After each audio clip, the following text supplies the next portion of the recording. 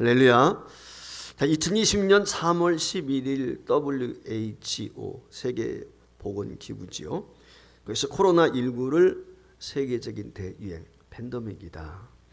그렇게 이제 선포를 했었습니다. 그로부터 세계는 걷잡을 수 없을 정도로 확진자가 늘어나고 사망자가 늘어나면서 사실 극심한 혼란에 빠졌죠. 국경이 폐쇄되어지기도 하고 지역이 폐쇄되어지기도 하고 하늘문이 닫히고 정말 통제가 되어져서 마음대로 다닐 수 없는 그런 상황을 우리가 맞이하게 되었습니다. 경제적인 어려움이라고 하는 것은 활동 제한으로 인해서 지금까지도 겪고 있고 우리가 활동하는 데 있어서 많은 제한을 받고 있습니다. 사회적 거리두기 때문에 몸만 힘든 것이 아니고 마음도 힘들죠. 저도 제 누님이 계신데 저하고 나이 차이가 좀 많이 나는데 94세인데 병원에 요양병원에 입원해 계세요. 우리 조카들 얘기 들어보면 만나 뵐 수가 없어요. 밖에서 한 번은 지난 설 때 이제 정부가 허락을 해가지고 한 번 뵙게 됐는데 출입문을 차단시켜 놓고 밖에서 전화기로 이렇게 밖에하고 실내하고 통화를 하는 거예요. 그 모습밖에 안 되는. 그러니까 사실 얼마나 안타까운지 우리 주변에 그런 분들이 수없이 많이 있죠. 무엇보다도 이 코로나 바이러스로 완전하게 극복할 수 없다는 그런 이야기들이 그동안 많이 있었죠. 물론 지금 백신이 나와서 참 다행인 것은 감사하지만은 사실 이 코로나 바이러스 우리가 잘 알고 있는 것처럼 메르스라든지 사스 때에도 어려움이 많았어요. 근데 극복을 했거든요. 근데 문제는 뭐냐면 이 바이러스에 의한 지구촌 공격은 계속될 것이다. 그러니까 주기가 짧아질 것이라는 거예요. 그러니까 한마디로 말하면 자주 온다는 거죠. 자주. 이와 같은 현상이. 그 이유는 여러 가지 이유가 있겠지만은 우리 인간들의 부패상 그리고 지구의 여러 가지 기후 변화라든지 생태계 훼손이 문제가 되는 거죠. 이와 같은 것들로 인해서 계속해서 이 바이러스에 의한 지구촌 공격은 계속될 것이고 온전한 이전으로 코로나 이전으로 완전히 돌아가기는 어려울 것이다 라고 하는 것이 과학자들과 의사들의 공통점 이야기인 것입니다. 자, 그렇다면 교회는 어떻게 되는 것인가? 과연 마음 놓고 대면 예배를 드릴 수 있는가? 도대체 성도들이 함께 예배당에 모여서 마음을 다해서 예배할 수 있는 날이 언제 오는 것인가? 그동안 한국교회의 큰 자랑이요 희망이었던 우리 주일학교는 앞으로 어떻게 될 것인가? 뿐만 아니라 이후에 교회는 과연 그 이전처럼 힘있게 복음을 전할 수가 있을까? 이와 같은 염려와 걱정이 사실 우리에게는 있습니다. 그렇기 때문에 우리 모두는 교회를 위해서 그 어느 때보다도 긴장해야 되겠고 더 많이 기도해야 되겠고 하나님을 찾아야 되지 않겠나 라고 하는 생각을 갖습니다. 사실 이 비상한 시기에 답이 있다면 그건 기도밖에 없죠. 하나님만이 우리의 유일한 소망이 되는 것입니다. 이 코로나 상황 가운데서 모두가 원하는 것, 믿는 사람이 되었든 믿지 않는 사람이 되었든 원하는 것이 있다면 회복이죠. 일상의 회복 언제 이루어질 것인가? 과거와 같이 내가 마음껏 만나고 싶은 사람 만날 수 있고 이야기 나눌 수 있는 사람과 이야기할 수 있는 그날이 언제인가? 가족끼리도 나가 있는 자녀들이 돌아와도 5명 이상이 모일 수가 없는 이런 상황이 됐으니까 이게 얼마나 답답하겠어요. 참 힘들지요. 이게 언제 회복이 되는 것인지, 특별히 우리의 관심은 예배 회복은 언제 되는 것인지, 경제 회복은 언제 되는 것인지. 아마 이와 같이 많은 사람들이 마음의 회복에 대한 소망이 있습니다. 그러나 분명한 것은 있습니다. 지금은 요원해 보일는지 모르겠지만 하나님께서 허락하시면 하나님의 능력으로 회복되리라고 믿습니다. 그런데 이 회복을 염원하고 기도하는 것 못지않게 오늘 믿는 성도들에게는 중요한 것이 있다는 것입니다. 그것은 오늘의 상황에 대한 원인을 파악하고 그 원인이 도대체 어디에 있는가? 이걸 제거하는 것이죠. 이 코로나 바이러스로 인해서 전 세계가 이처럼 고통을 받고 있는 이유가 어디에 있는가? 이 원인을 근본적으로 우리가 알아야죠. 물론 인간의 여러 가지 악한 모습들, 뭐 동물로부터 왔다 여러 가지 뭐 이런 이야기들이 있지 않습니까? 매개체가 숙주가 뭐냐 뭐 이런 얘기들이 많이 있지만 그러나 이 과학적이고 의학적인 이 모든 것들을 떠나서 무엇보다도 코로나 상황에서 하나님께서 우리에게 주시는 메시지가 무엇이냐, 우리에게 말씀하고자 하는 하나님의 뜻과 섭리가 무엇이냐, 그걸 깨닫는 거죠. 이 코로나가 그냥 코로나로 스쳐 지나가면 안 돼. 이 코로나 사태를 통해서 중요한 것이 있다면 우리 인간성 회복을 비롯한 하나님이 본래 의도하시는 것이 무엇인지, 하나님의 뜻을 보는 거죠. 하나님의 섭리, 이걸 깨닫는 것이 중요합니다. 그리고 동시에 하나님 앞에 철저하게 우리의 죄를 깨닫고 회개하는 것, 거기서부터 회복이 있기 때문에 이걸 우리가 기억해야 되는 것입니다. 그러니까 코로나19 대유행 앞에 교회와 성도는 특별히 중요한 것이 있습니다. 그것이 뭐냐? 자신의 믿음을 돌아보는 거예요. 신앙의 거울 앞에 솔직하게 내 모습을 진단해 보는 거예요. 그 방법이 회개입니다. 끔찍한 재앙과 회복의 염원, 그리고 이 재앙의 이유와 회개의 촉구는 이스라엘의 역사 속에서도 여러 번 반복적으로 나타납니다. 오늘 이 아침에 일찍이 이스라엘 역사를 통해서 하나님이 이 고난과 시련을 통해서 어떤 메시지를 우리에게 주셨고 어떻게 회복의 은혜를 누릴 수 있는지를 함께 찾고 은혜를 나눌 수 있기를 원합니다. 먼저 기억해야 될 것은 유다가 하나님의 심판으로 인해서 큰 고통을 겪었다는 것입니다. 자, 이사야 1장에 보면은 이사야 선지자가 활동한 시기에 대해서 우시야와 요담과 아하스와 히스기야 시대다라고 밝히고 있습니다. 이 우시야 시대 주전 740년이거든요. 이때서부터 히스기야 왕이 통치할 시대 680년 주전, 그러니까 약 한 60년간의 기간인데 전설로 내려오는 이야기를 들으면 이사야 선지자가 순교를 당했다고 그래요. 근데 순교를 당했는데 누구에 의해서 순교를 당했느냐면은 히스기야의 아들이었던 므낫세, 그 므낫세에 의해서 톱으로 켜가지고 죽임을 당했다, 그렇게 전해져 오고 있습니다. 그러니까 그 므낫세 시대까지 이 히스기야, 뭔가 이사야 선지자가 예언을 했다면 5대 왕에 걸친 우시야로부터 요담과 아하스와 히스기야와 그리고 므낫세 1위까지 5 왕에 걸쳐서 예언했던 선지자, 아마 유일한 선지자가 아니었을까 이런 생각이 드는데, 이 5 왕에 걸쳐서 사역을 했던 사람, 그게 이사야라고 이야기할 수 있습니다. 우리가 잘 아는 것처럼 우시야와 그의 아들 요담은 하나님이 보시기에 선한 왕이었습니다. 그래서 그들이 통치하게 되었을 때 하나님께서 그들을 칭찬하셨거든요. 우시야라고 하는 사람은 특별히 왕에 재위한 지가 52년간 통치를 했는데 하나님 보시기에 정직하게 행했다고 역대하 26장 4절에 보면 기록을 했습니다. 그리고 이어지는 기록 5절 말씀에 보면 이와 같이 말씀을 했어요. 하나님의 묵시를 밝히 하는 스가랴가 사는 날에 하나님을 찾았고, 그러니까 여기서 하나님을 찾았다는 말은 우시야 왕이 하나님을 찾았단 말이죠. 그리고 그가 여호와를 찾을 동안에는 하나님이 형통하게 하였더라 그랬어요. 그러니까 우시야가 왕으로 재직하면서 하나님을 찾을 때는 그 나라가 형통했다 그 말이거든요.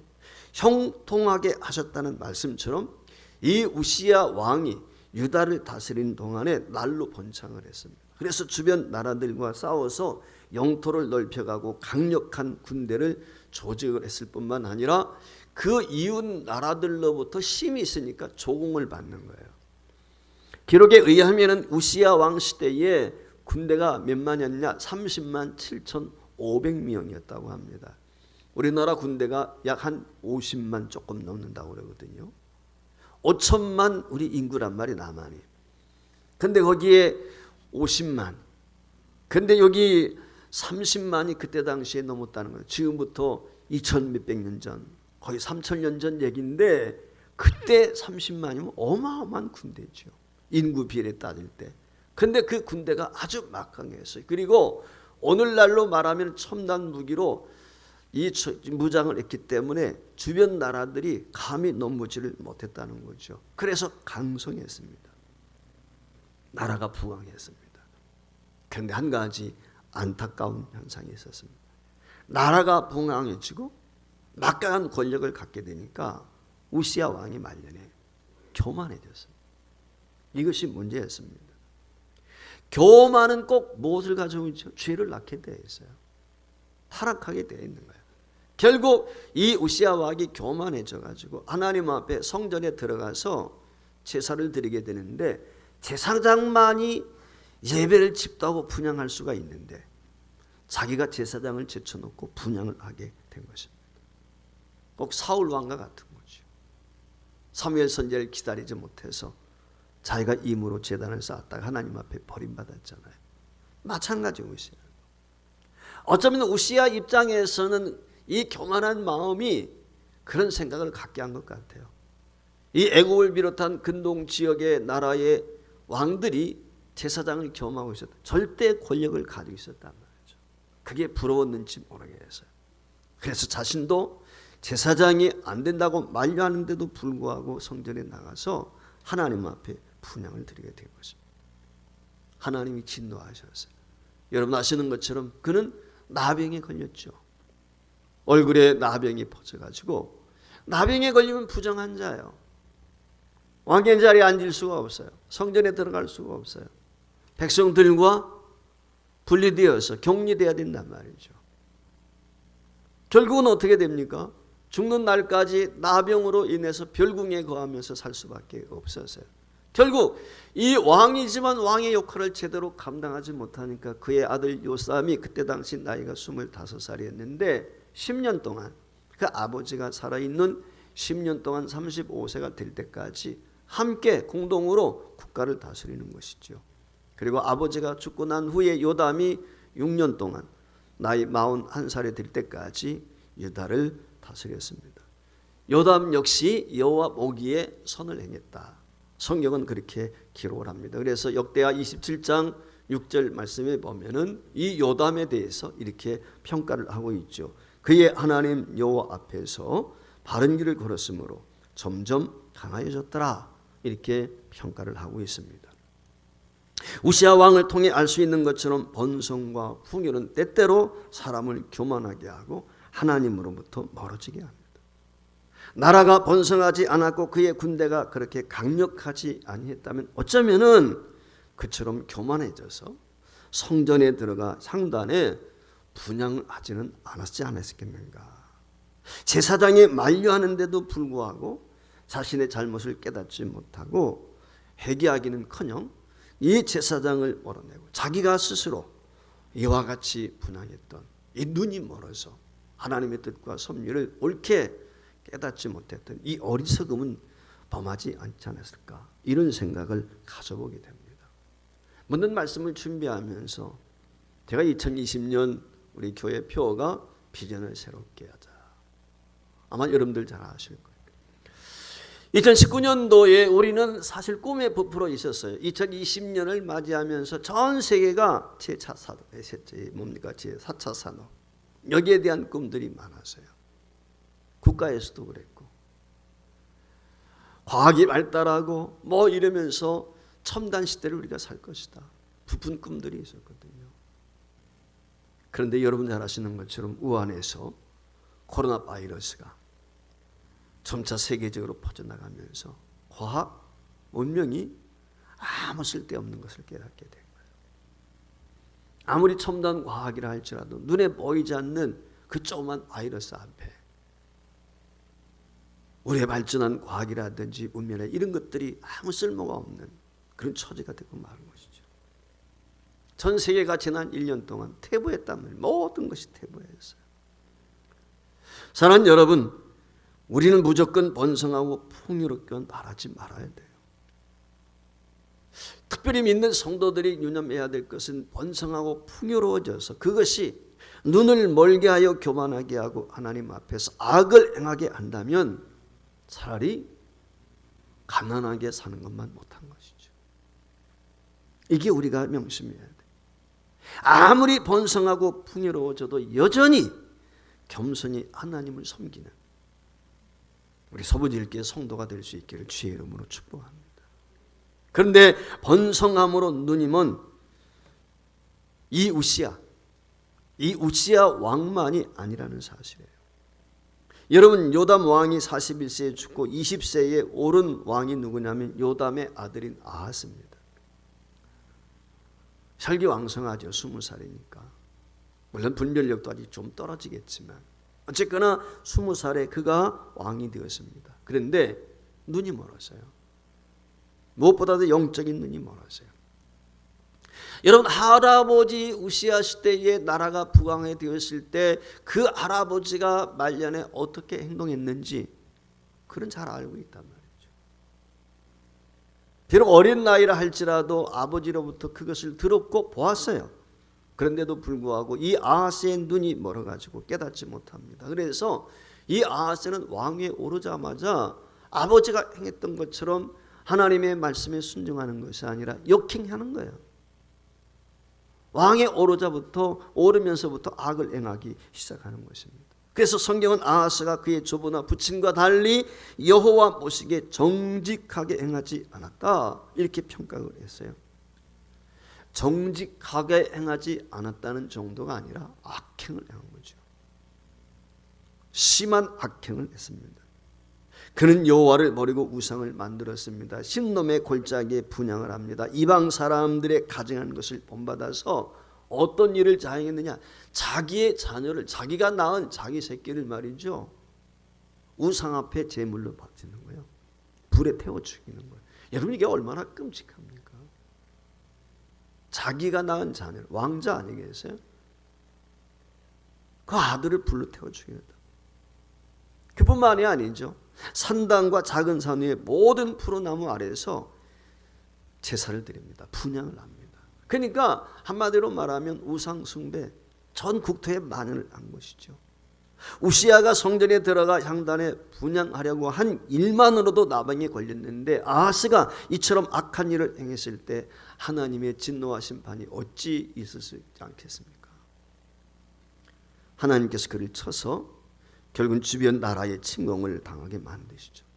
맨 먼저 하나님께서는 아람 군대를 통해서 이스라엘 백성들이 어려움을 겪게 만듭니다.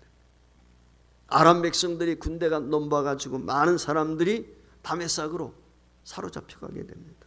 그뿐이 아니죠. 형제 국가예요. 북쪽 이스라엘. 당시 왕이 베가인데 이 베가 왕이 어떻게 합니까? 남쪽 유다를 침공해가지고 하루에만 남쪽 유다의 군대를 12만 명을 죽입니다. 조금 전에 말씀을 드릴 때 그 우시야 시대에 군대가 30만 7,500명이라고 그랬잖아요. 근데 하루에 12만 명이 죽어요. 3분의 1 이상이 죽었단 말이죠. 이게 하나님의 징계죠. 엄청난 손실 아니겠습니까? 사람이 그와 같이 죽었다면 백성들은 얼마나 힘들겠어요. 재물은 얼마나 많이 노력을 당했겠습니까? 아하스 왕과 유다가 겪은 고통은 이것만이 아닙니다. 에돔 사람들도 유다를 칩니다. 그의 백성들을 사로잡아갑니다. 주변에 있던 블레셋도 만만한지 유다를 침공해 왔습니다. 그래서 유다의 성읍과 남쪽 성읍들을 그들이 차지합니다. 그러니까 국민들, 백성들 삶이 피폐해질 수밖에 없죠. 결국은 다급해진 이 아하스가 어떻게 합니까? 왕궁과 성전을 비롯해서 방백들의 집에 있는 금은 모화를 각출을 해가지고 당시 남방 정책을 쓰면서 신흥 세력으로 일어나고 있던 아수르의 도움을 청하죠. 결의를 맺자는 거예요. 그래서 그 아수르의 힘을 빌려서 주변 국가들이 자기 나라를 넘보지 못하도록 그렇게 자매 결의를 맺자는 것이죠. 그런데 이 아수르가 마지못해서, 사실 아수르가 남방 정책을 기획하고 있었단 말이죠. 그러니까 이게 하나의 빌미가 됐어요. 그래서 이 드글랏 빌레셀이라고 하는 아수르의 왕이 유다 왕 아하스의 청을 못 이긴 척 수락을 합니다. 그리고는 아람을 물리치게 되고 이어서 북쪽 이스라엘을 비롯해서 이 유다 주변 국가들을 점령해 가죠. 여러분들 잘 아시는 것처럼 북쪽 이스라엘이 아수르에 의해서 멸망하지 않았습니까? 근데 그것으로 끝이 아니에요. 여러분들이 잘 아시는 것처럼 유다도 어떻게 됩니까? 아수르가 괴롭히기 시작하죠. 사내립이 18만 5천 명을 데리고 와가지고 여러분 유다를 괴롭히지 않았습니까? 힘들게 했단 말이에요.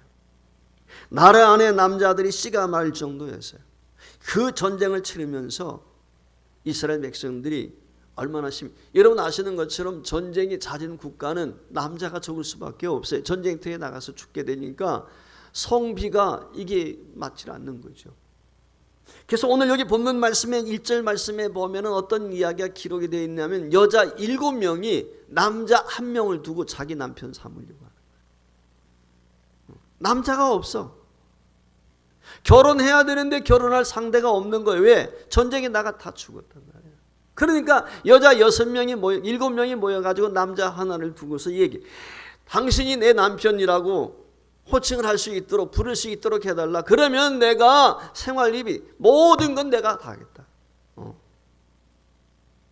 삶을 살아가는 데서는 모든 건 내가 다 하겠다. 그건 내가 다 준비할 테니까 단지 하나 남편이라고 하는 이야기 그거 하나만 얘기 듣자. 이때 당시에 여성이 아기를 낳지 못하면 수치로 여겼어요. 그런데 그것보다 가장 큰 가문의 수치가 뭐냐면 시집가지 못하는 거예요. 시집가지 못하는 것을 가장 큰 인생의 수치로 여겼단 말이에요. 그러니까 그 수치를 어떻게 하든지 면해보고 싶어서 남자 1명을 두고 7명의 여자가 달라붙었단 말이죠. 이 말의 의미는 그만큼 남쪽 유다가 비참해졌다. 즉 하나님의 징계로 인해서 그들이 처참한 환경에 놓였다라고 하는 사실이죠.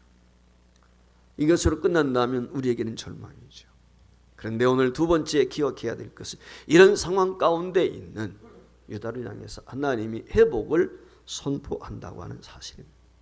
오늘 여기 본문 말씀에 보면 1절과 2절에 나오는 서두에 그날에라고 하는 단어가 있거든요. 근데 1절에 나오는 그날에라고 하는 이 단어와 2절에 나오는 그날에라고 하는 단어는 전혀 상반된 것입니다. 1절에 지금까지 말씀드린 아하스 치세의 유다가 당한 고통과 앞으로 당할 고통을 언급하는 거예요. 그러니까 그날에라고 하는 이 말은 하나님의 진노요 하나님의 심판의 날이지요. 그런데 2절에는 달리 말하면 이건 회복의 날이에요. 즉 심판의 날이 아니라 긍휼의 날인 것이죠. 그래서 1절에 그날에 유다 백성들이 당한 심판의 날이요 수치의 날이요 모든 것들이 무너지는 날이었다면은 2절 이하는 반대로 그날은 회복의 날이요 영광의 날에 대한 말씀인 것이죠. 그래서 여호와의 싹이 아름답고 영원할 것이라 이렇게 이야기를 했어요. 여러분 싹이란 말이 뭐예요? 싹이란 말은 생명력 그 자체를 이야기하고 있는 것 아니겠습니까? 싹이 나면 줄기가 나오게 되고 그것이 자라서 결꽃을 피우고 열매를 맺는단 말이에요. 제가 고성산불 여러분들 아시죠? 그 불이 나게 되었을 때 불 난 후에 바로 그 후에 그곳을 그 고성을 방문한 적이 있었어요. 새크맣게 다 타버렸어요. 얼마나 넓게 타버렸는지 끔찍하더라고요. 근데 여러분 지금 가보면 어떻죠? 그곳에 새로운 나무들이 자라고 있죠. 네, 불타서 죽기도 하고 도망갔던 고라니를 비롯해서 산동물들 다시 돌아온단 말이죠. 회복의 역사가 일어나고 있는 거죠. 오늘 그 장면을 우리가 한번 생각해 봅니다. 모든 것이 불타서 아무것도 없어요. 볼품도 없습니다. 소망도 없습니다. 그랬던 땅에 새싹이 돋는단 말이죠. 얼마나 감격적이겠습니까? 곧 그 싹은 자라나 대지를 푸르게 물들일 것이고 꽃이 피고 열매를 맺어서 오늘 성경 말씀에 보면 피난한 자들, 배고픈 자들을 배부르게 할 것이다. 기쁨의 날인 거야. 그것을 말씀을 하고 있어요. 2절에 두 번에 걸쳐서 그날이 아름답고 영화로울 것이라 이렇게 말씀을 했는데 우리말 성경에는 영화롭고 아름답고 영화롭다라고 했는데 실제 이 말은 원어적인 성경을 보면은 4개의 명사로 되어 있습니다. 영광과 존귀와 위엄과 광채다 이렇게 나열을 하고 있어요. 지금 유다가 겪고 있는 고통과 고난과 폐허를 생각하면 감히 영광과 존귀와 위엄과 광채로 표현되어지는 그 아름답고 황홀한 모습 상상해 볼 수가 없지요. 근데 하나님께서 그 일을 그 크신 능력으로 이룰 것이다. 그걸 지금 약속하고 있는 거예요. 완벽한 회복이죠. 아니, 그 완벽한 회복을 넘어서 그 이전, 그 어떤 때와도 비교할 수 없는 풍요와 번성과 번영이 있게 될 것이다 라고 하는 걸 약속을 하고 있습니다. 그러면서 더 나아가 3절 말씀에 보면 단지 풍요롭고 번성할 뿐만 아니라 예루살렘 안에 생존한 모든 사람들이 거룩하다 칭함을 받게 될 것이라는 거예요. 자, 이전에 이스라엘 백성들이 어떤 존재들이었습니까? 하나님 버렸죠. 우상 숭배했죠. 약탈 일삼았죠. 여성들은 어땠습니까? 허영과 사치에 음탕만 빠졌단 말이에요. 죄로 물들었단 말이죠. 한마디로 말하면 죄로 먹고 사는 백성들의 도성이에요. 그런데 이 오물을 뒤집어 쓴 것처럼 더럽고 불결한 그들의 모습인데 하나님께서 심판하시는 영과 소멸한 영으로 그들을 더러움에서 씻기시고 청결하게 하심으로 거룩하다 그렇게 칭함을 얻게 할 것이다 라고 약속을 하고 있는 것입니다. 폐허가 되고 번영하게 되는 것은 어떻게 꿈이라도 꿀 수 있을지 모르겠지만 10년 깊은 곳까지 부패해버렸단 말이죠. 냄새나게 썩어져 버렸어요. 완전히. 죄로 빨갛게 물들어 버렸단 말이죠. 그런데 그런 자들이 어떻게 거룩해질 수가 있겠습니까? 그런데 하나님께서 그를 이루시겠다 라고 오늘 여기 말씀하고 있는 것입니다. 그런데 하나님의 약속은 여기서 끝나지 않습니다. 5절 말씀에 보면 여호와께서 거하시는 온 시온산과 모든 지표 위에 낮이면 구름과 연기 밤이면 화염의 빛을 만드시고 그 모든 영광 위에 덮개를 둘 것이다. 그러면서 6절에 또 초막이 있어서 낮에는 더위를 피하는 그늘을 지으시고 풍우를 피하여 숨는 곳이 되게 하겠다. 마치 이스라엘 백성들이 애굽에서 나와서 광야길을 가게 될 때에 낮에는 구름 기둥 저녁에는 불기둥으로 그들을 지키시고 보호하시고 안위하셨던 것처럼 그와 같이 하나님께서 과거와는 비교할 수 없을 정도로 영광스럽고 찬란한 일을 너희들로 하여금 경험하도록 하겠다 그 약속을 주고 있는 거예요. 광야에서 너희 조상들을 보호하고 회복시켜 주었던 것처럼 그것과는 비교할 수 없는 하나님의 보호하심 하나님의 안위하심이 있다. 그걸 약속해 주고 있는 거예요. 여러분 생각만 해도 가슴이 설레지 않습니까? 감격적이지 않습니까? 황홀하고 영광스러운 장면이 아니겠습니까? 그런데 이것은 단지 이스라엘 백성들에게만 주어지는 약속은 아닌 줄 믿습니다. 계속되는 코로나19 사태로 인해서 고통받고 있는 오늘 우리에게도 주어지는 하나님의 약속인 줄 믿습니다. 아하스 시대의 그 백성들이 겪은 고통까지는 아니라 할지라도 오늘 우리 주변에 그만큼 큰 고통을 겪고 신음하는 분들이 많이 있습니다. 제 그나들이 자기 친구에 대한 이야기를 저한테 해요. 그 규모가 있는 교회 부목사인데 아버지가 그만 코로나에 감염이 된 거예요. 80이 넘은 분인데 장로님이신데 결국은 이 아들 부목사인 이 아들도 감염이 됐어요. 같이 살다 보니까.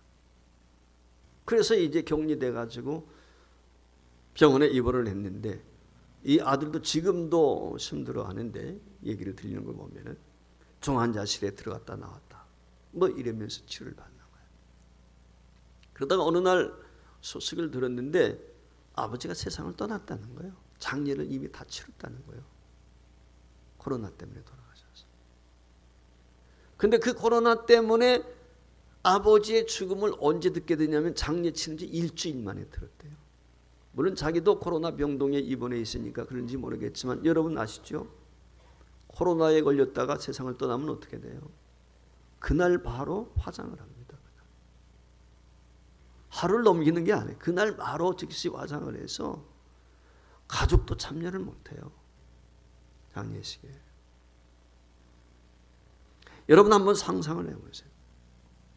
내 부모, 내 사랑하는 자녀, 배우자가 오늘 갑자기 세상 떴단 말이에요. 장례 참여도 못해. 마지막 얼굴도 보지 못해. 그 충격이 얼마나 크겠어요. 상상을 초월하는 거죠, 사실은. 그래서 그 트라우마에 벗어나지 못해서 지금 정신과 치료받는 분들이 의외로 많이 있다는 것입니다. 그뿐이 아니죠. 코로나 때문에 매출이 감소되어져 가지고 조그만 사업들은 어떻게 다 문 닫을 수밖에 없어서요. 입에 풀칠하기도 어려워가지고.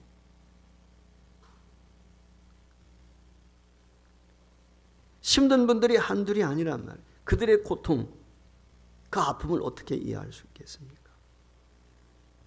사랑하는 성도 여러분, 이와 같은 상황에서 누가 그들에게 회복의 약속을 줄 수 있을까요? 누가 그들의 눈물을 닦아줄 수 있겠습니까? 누가 그들에게 아름답고 영광스러운 황홀한 미래를 약속할 수 있겠습니까? 국가가 그 일을 가능할까요? 재난지원금 준다고 해결됩니까? 여러분, 국가 재난지원금이 얼마나 어리석은지는 우리가 잘 알고 있지 않습니까? 이해가 안 될 정도로 여러분 지난 한 해의 부동산 가격은 천정부지를 치솟았습니다. 1년 사이에 몇 배씩 올랐단 말이에요. 이유가 어디요? 주식이 대박을 터뜨린다. 이유가 있죠. 여러분 국가에서 몇십 조씩 막 풀어내니까 시중에 돈은 많아요. 근데 가난한 사람은 돈 받으면 다 써야 돼요. 생활비를 지출할 수밖에 없어요. 근데 그 돈이 어디로 가죠? 사실 다 부자 손에 다 들어가요. 그럼 부자들은 돈이 넘쳐나니까 뭐해요? 부동산 투기하는 거죠. 주식 투자하는 거예요. 결국은 어떻게 되죠? 부익부, 빈익부, 빈익빈, 이건 더 간격이 벌어질 수밖에 없어요. 그리고 그 모든 것은 부채죠. 그런 애매한 서민들, 그 얼마 되지 않는 봉급에서 사전에 다 세금 떼고 그렇지 않습니까? 여러분, 지금은 달콤할지 모른단 말이죠. 국가의 재난지원금이 우리의 소망이 될 수 있습니까? 자, 코로나 백신 접종이 26일부터 시작이 됐어요. 그것이 과연 우리의 소망이 될 수 있을까요? 근본 해결이 될 수 있을까요?